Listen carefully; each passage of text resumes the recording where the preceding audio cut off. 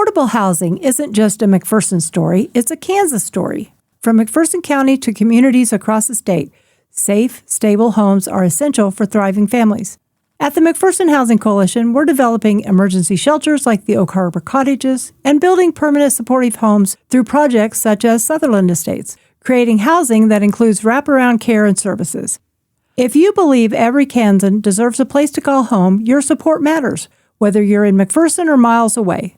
Learn how you can help listeners and neighbors across Kansas by visiting McPhersonHousingCoalition.org.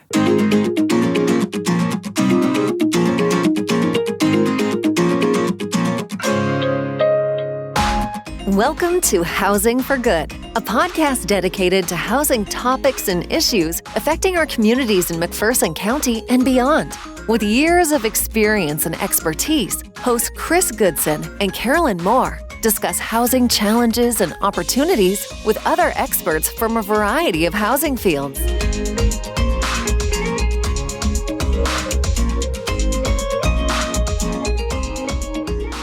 Hello, and welcome to this week's episode of Housing for Good. I'm Carolyn. And I'm Chris. All right, Chris, what do we have for our news today? What do you have? Well, I think Brush Up Max probably really close to being... will have just happened. Yes, probably by the time this is released. Right. So we, hopefully, I know that'll be a great day. Brush Up Max, my favorite day of the year. So that's okay. So let's start over. Let's just say, ooh, Brush Up Max just happened. Oh, yay! And it was amazing. And we got so much work done. We had 500 people show up, and we helped 50 families, and that's how that'll be our story. That's that's how we're gonna go with it. Okay, so seriously. And then what do you have for news? April 23rd and 24th, they're going to put on what's called the Summit. Mm-hmm. And that is put on by Kansas Homeless. Yes. Okay, and that's a really good day, by the way. If you want to sign up for that, I think you can go to their website and sign up. It's not that expensive. It's going to be held in Manhattan at their conference center, and they bring in speakers talking about poverty and homelessness. Mm-hmm. And the fun part about it is that we're going to be there on the 23rd. We're bringing our podcast, and we'll be interviewing people. So if you want to get interviewed, we'll be there. It'll be a really fun day, and you get to meet us. I mean, not that we're that special, but, And on the... and if you don't sign up, we'll track you down. That's right. And on the 24th, then we'll do a breakout session and talk about our podcast and why we do it and, what was the whole idea behind the whole thing. So anyway, it's going to be a fun time. They got a hold of us and asked if we would come talk about why we do what we do. And it's like, I ask myself that every day, don't you? I do too. I know. Why? Seriously, we have guests here today. I love my job. So today we are joined by Dalton Black and Amanda Lowe, and they are with United Way, Marion and Harvey, right? McPherson falls off my tongue. You caught that. You caught that for just a second. And so we are super happy that you guys are here to talk with us about your programs and what you do. So would you introduce yourselves and tell us a little bit about what you do in your roles? I'm Dalton Black. I'm the Executive Director for United Way of Harvey and Marion counties. Executive Director means I do a little bit of everything. I started with United Way in 2020. At that time, it was a one-person United Way. It was just me. And now we're a team of 5. Wow, that's growth. Yeah, we've really grown in the growth. last couple years. Got into some more impact initiatives. So we launched our early childhood initiative, which is focusing on childcare and early literacy. We have our Housing Alliance for Harvey and Marion counties, which is really just new. It's 6 months old. So we're really sort of still building a lot of foundation there. And then the Healthy Harvey Coalition, which focuses on food access and just health and well-being of Harvey County. So I did a little bit of everything, really. Yeah, that's really interesting how many different things you've brought into play that really needed to be dealt with, right? And you don't think of, I'm interrupting you, but I'll let you go in a minute. You don't think about United Way being part of all of that. Yeah. So that's going to be an interesting, we have to segue into that after you introduce yourself and talk a little bit about what you're doing. Yeah, and as you said, I'm Amanda Lowe. I'm the Director of Development and Marketing at United Way Harvey Marion counties. I also do a little bit of everything. Majority of my focus is fundraising and strategic partner building and, of course, marketing. So I look at what our partners are needing and how we can build the community and partners together and think of how do we advocate and build momentum on city, state, and partner levels. Okay. That's really important for a nonprofit, isn't it, to be able to have that all the way up to, have you doing federal level as well? Did you say federal? Just state right now. We've been doing a lot of advocacy there. Yeah, the federal level is really important as well. So that's really great that you're finally, I think that's the thing that a lot of nonprofits miss, is that advocacy work at those levels and trying to figure out what we can and can't get accomplished. So that's really cool. I love it. Well, and a lot of times our representatives, senators, people that are supposed to be voting on issues that we care about, if they don't hear from us, they don't know. And so a lot of times they hear from lobbyists and people that are maybe against something, and unless they hear from us, they don't know why we would support it, or what the real reason is we need to have it. So what is your community engagement? I'm curious, as you talk about each one of those programs, what is community engagement for each of you? How do you do that? Yeah. Community engagement is really shared among our whole staff. It's not uncommon for us to have at least one, sometimes two of us at any given community event to make sure that we're there, we're present, we're being seen as integral part of the community. So there are a lot of coalitions and other things in the community that we're not necessarily as involved with, but we want to be there to know, so that folks know that United Way, the Housing Alliance, the Healthy Harvey Coalition, the Early Childhood Initiative are all here backing you and looking for ways for us to partner. So they're separate then, the United Way, and then these other things are separate, and then you're connected to them, but you're not necessarily, I'm trying to make sure this is clear, because people get us confused with everybody else all the time, and so I want to make sure, even though you're United Way, you're partnering with these other entities and not necessarily, they're not. Yeah, so we are more of like the backbone of those groups. So we serve as the fiscal manager for any incoming funds for them, but we staff the person that sort of is in charge of making sure those coalitions come together. But the goals and what happens within those groups are really driven by the coalition task force members. So we just sort of serve as that convener of bringing the folks together. And so it works to our advantage because we can use the United Way voice, but we can also say it's not just United Way. We have a coalition of folks who care about this, and we're helping them move this mission forward. Okay. That's good. Yeah. All right. I keep interrupting you. I apologize. No, you're fine. So we can go on. Okay. So how do you define community engagement in a place like Harvey and Marion? I know here in McPherson, the United Way, they do an interview with us because we're one of the partners that they help fund. And then once we get through that interview process and kind of get our grant, once a year they will do an activity where they bring all of those partners in together and kind of do some fundraising and making sure that our names get out there. But I'm hearing you kind of talk like this is more of a monthly or a more regular type gathering and conversation. So that's what's beautiful about United Way is we have some guiding principles from United Way worldwide, but really each local United Way is really able to define what that looks like in their community. And so, like I said, this is really still new work for us, really getting involved with coalitions and providing that backbone support.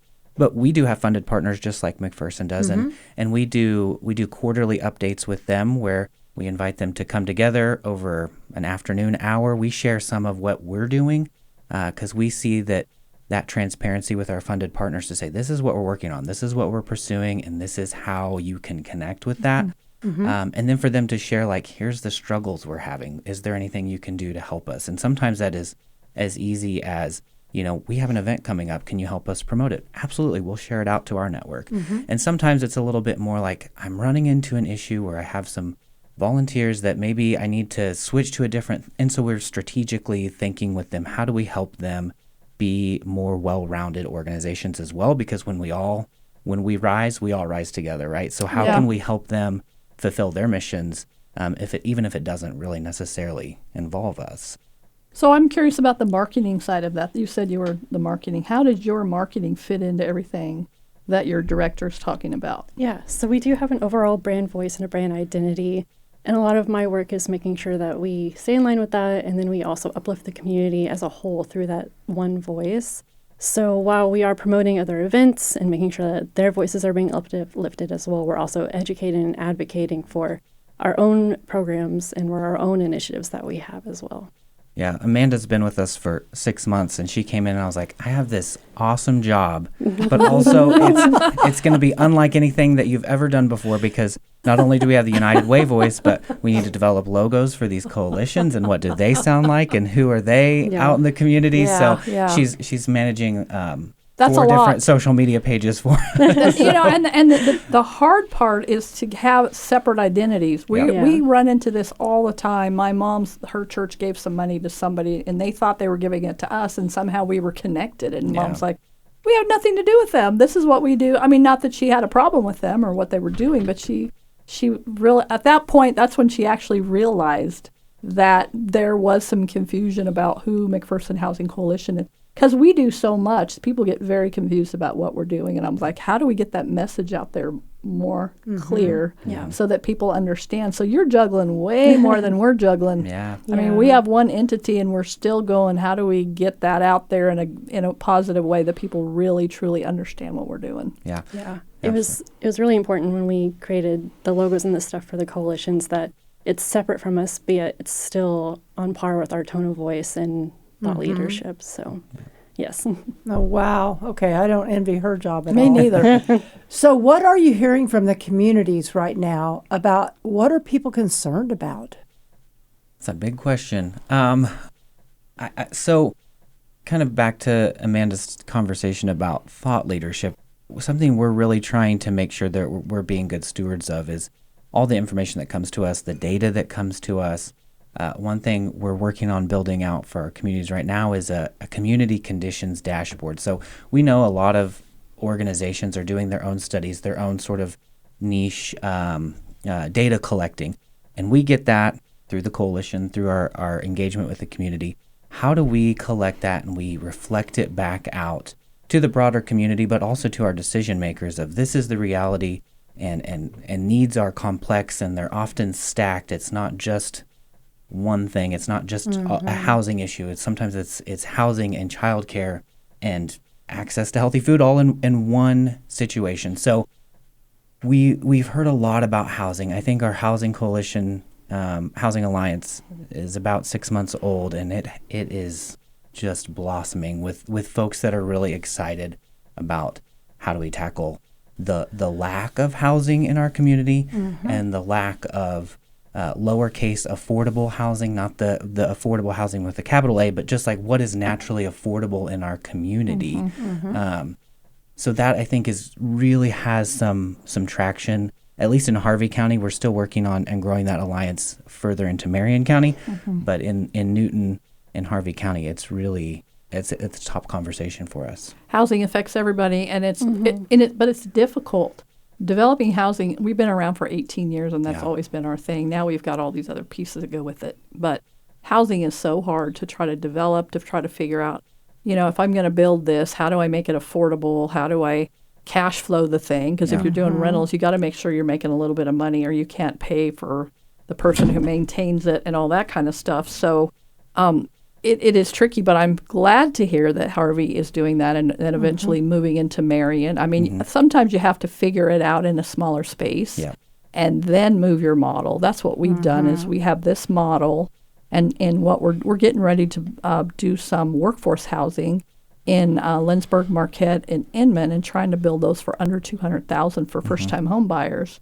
And so we started there because it made sense to us. They had less rules, I guess you want to say, so we could figure out how do we make this work, how do we make this affordable, and then get it all the way across McPherson County in every single community. That's our goal, is to build that workforce housing. We're known for the tiny homes, which is our congregate shelter, non-congregate shelter, but we're not necessarily known for this other piece. But at heart, we're developers. That's really what we want to do, is to develop that housing. Because quite honestly, if we can start there, we're going to fix a lot of other things. Yeah. Go ahead. It's also a lot of advocacy too for housing, and not just looking at building houses and the cost and how do we lower rent or mortgage rates. It's advocacy as in current policies that need to be changed. Dalton was just at the Capitol. Not at the Capitol. Yeah. He testified in front of one of the committees about eviction rates and how do we expunge I love that expungement. Yeah. Did that go through? I hadn't seen anything on that. I haven't seen an update, but I have an email in my inbox that says Wasn't that update, and I just haven't read I it. know, wasn't that? I know. I think I have the same email that I haven't looked at either. But and did you find? I'm totally diverting again. But did you find testifying a little bit scary? I didn't enjoy it. Yeah. I did it. I did it over WebEx, and I was reading from my script very quickly. Yes. I thought I was all ready and I was confident because we do a lot of public speaking and they're scary. Okay, I know if they're listening to this, you guys are scary. It didn't help that both of our area, both of our senators were the chair and the vice chair. So I was like really talking to my people here. Oh my gosh, yes. Yeah, I know, right? Forget the rest of you. And then they ask you a question. Somebody asked me a question about some political stuff, and I try really hard to stay neutral so I don't sway them. And she asked me a question. Was I going to lie? So I told her what I thought, and I was like, I hope this doesn't blow this out the water. Because that's a very interesting. We need to have a whole podcast on how scary it is to go up to the Topeka and testify. Oh my gosh, yes. But it's such an important part of the work. We talk about this. I'm sure you've heard the analogy of you're standing next to the river and you see somebody come down and they're drowning and you're like, oh, I need to help them. And so you throw them the life vest and they're fine. But then people keep coming down and they're still drowning. And you're like, oh my gosh, I'm still just throwing life vest after life vest. But we got to work upstream and say, oh, the bridge is broken. People are falling in. Let's repair the bridge. Yes. And that's where we see, like, we still do the throwing the life vest work, but we also have to do the advocacy to say, let's change the systems that are causing this to happen in our community. So it's really become an important part of what we do.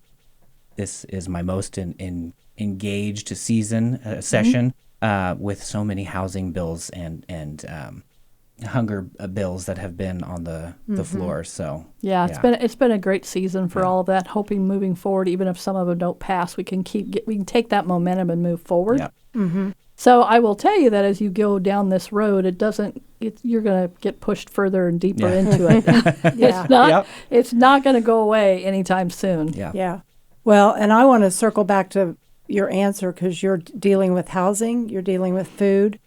What was the other component? Childcare. Okay, so we find ourselves being forced down that road also because they are so interconnected and it's hard to have one without the other. So what do you see as the biggest disconnect between perception and reality, especially when it comes to poverty and housing? Yeah. So we just launched a program this last summer. It was our first direct service program. It's a resource navigator. So our resource navigator is Leah. She is housed at the Newton Public Library. She is free and accessible to anybody that needs her. So we have a lot of folks that come in that say, I need some help with utility bills, and I don't know what's available to me. And so Leah has the pulse on the community to say, okay, here's who we can tap into. Here's how we can get you to next month.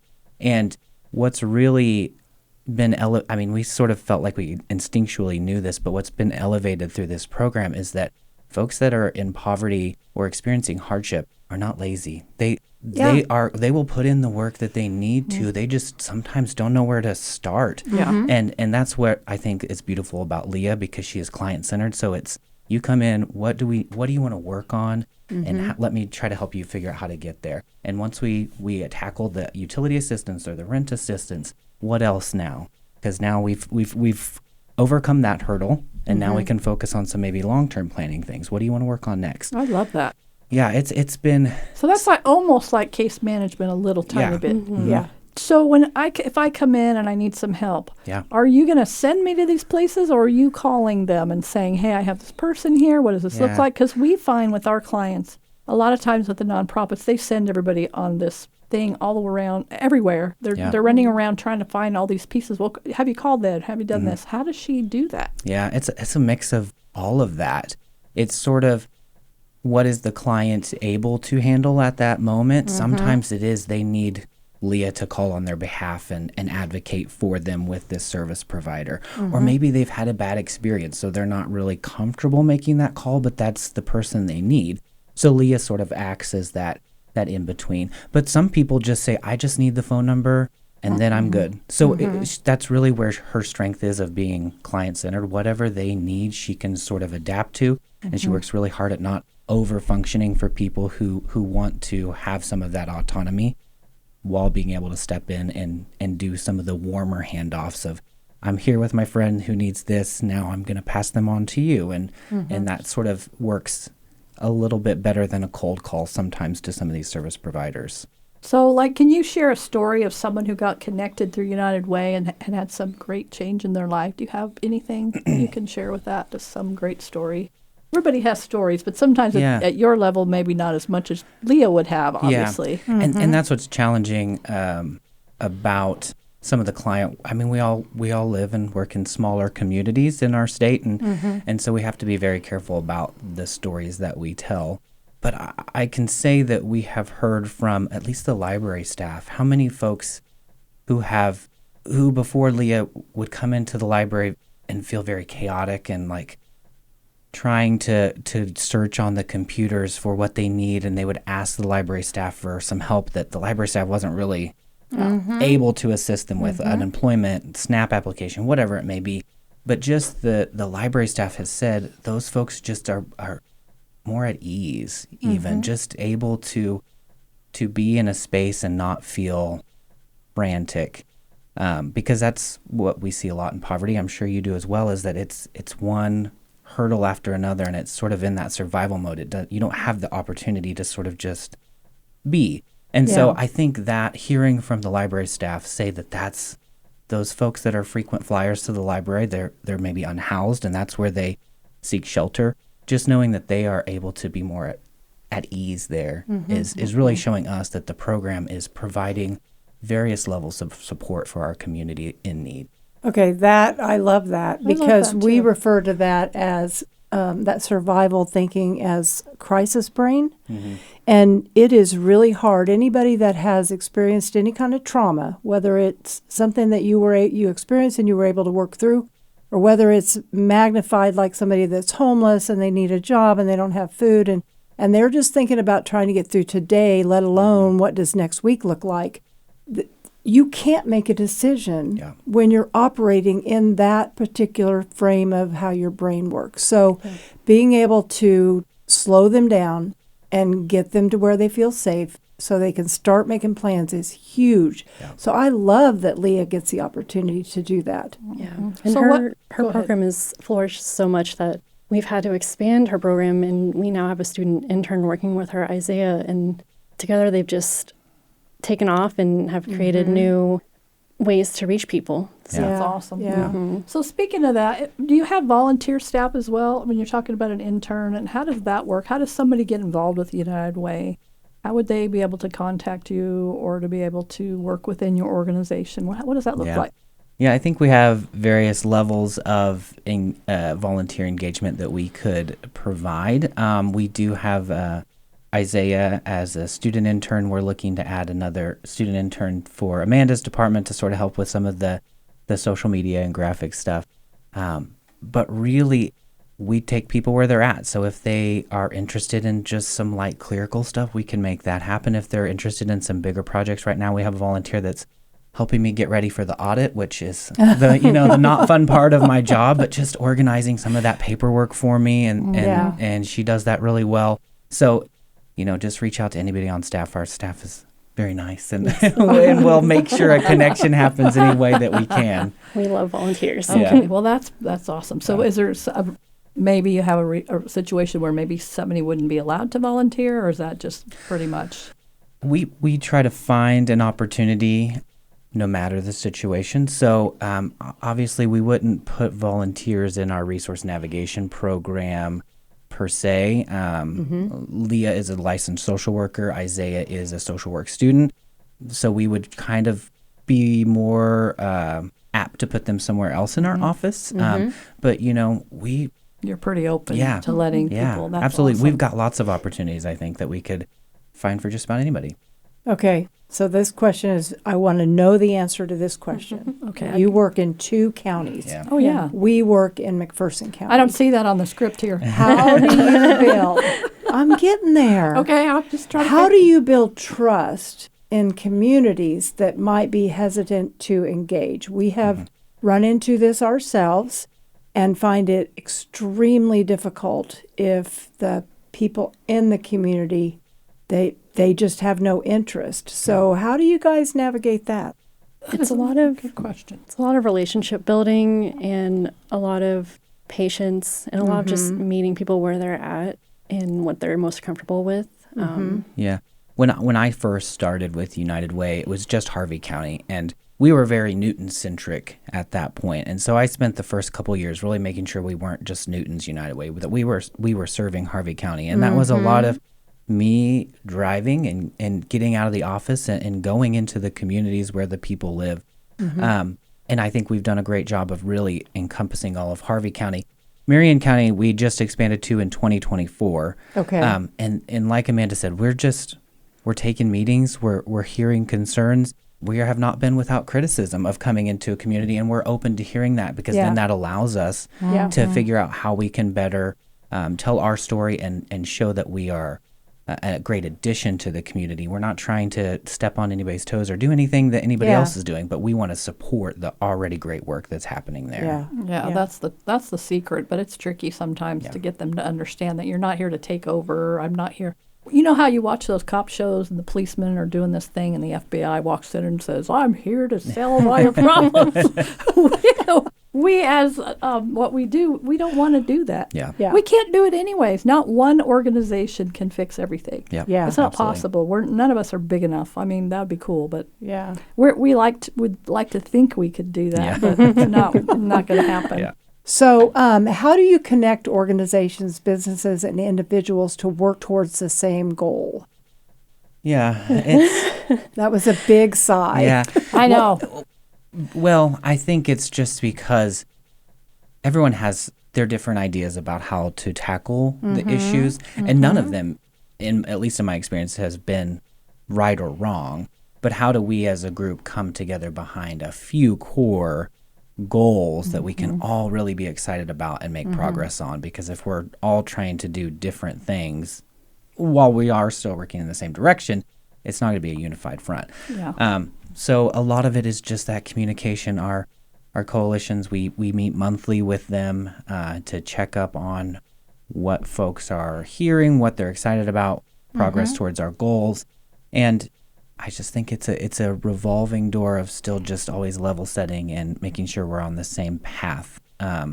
Not every person cares about every issue we work on, and that's okay. So it's really finding our allies and the folks that do want to work on particular issues and keeping them engaged in that way.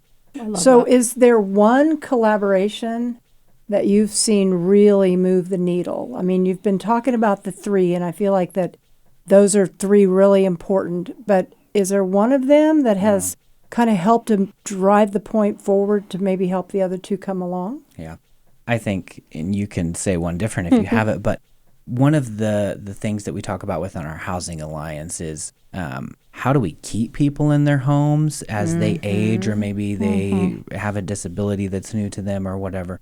And that seems to be one that our community has really jumped on. We have a lot of handy people, a couple of churches that have congregations that are really excited about how do we to mobilize our skill set to do this work. And I think as soon as we get the first grant, we have folks that are ready to dive in and help people build wheelchair ramps, widen doors, fix some windows, just some simple things that would allow them to stay in their home. That, to me, has felt really encouraging because the Housing Alliance is only 6 months. We're only 6 months in, and that it feels like we are right on the brink of actually being able to do something. And that's funny because when the Housing Coalition started, that was one of our very first projects was Brush Up Mac, which is exactly what you're talking about. We self-fund. We get a little bit of money from, I think United Way here gives us some money from Brush Up Mac and different things, but it's mostly self-funded, but people love it. We have churches coming in. We have kids from the colleges.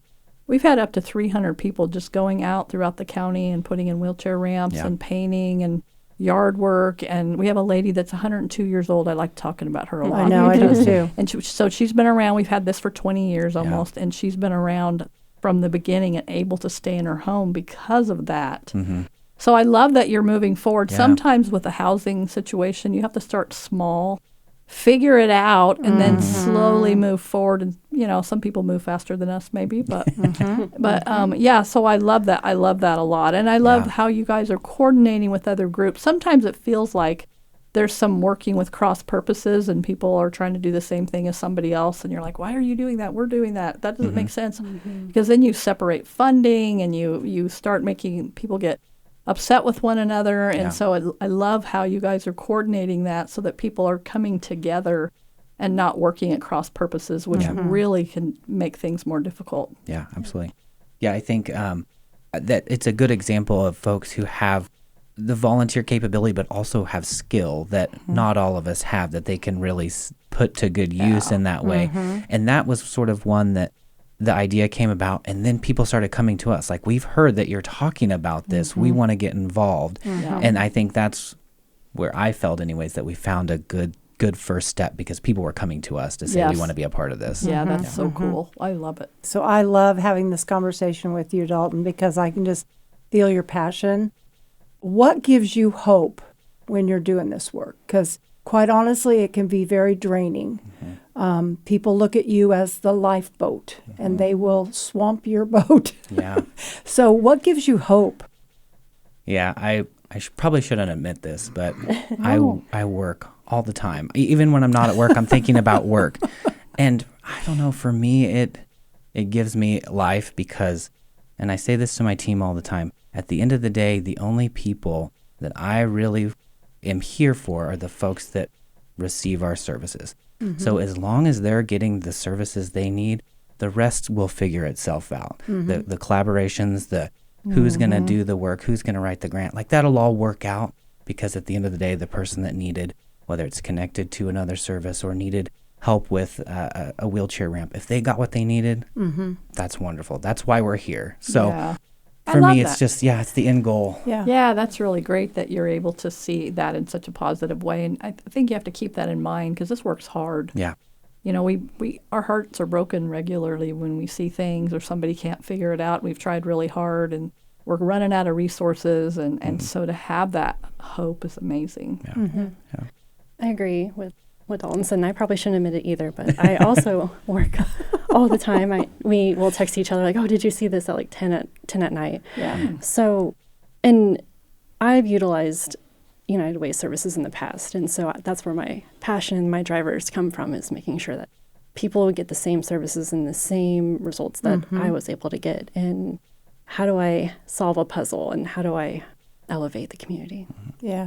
So what's one thing that you wish people understood about getting involved in their community? We've had this conversation with multiple people that are really involved in their community.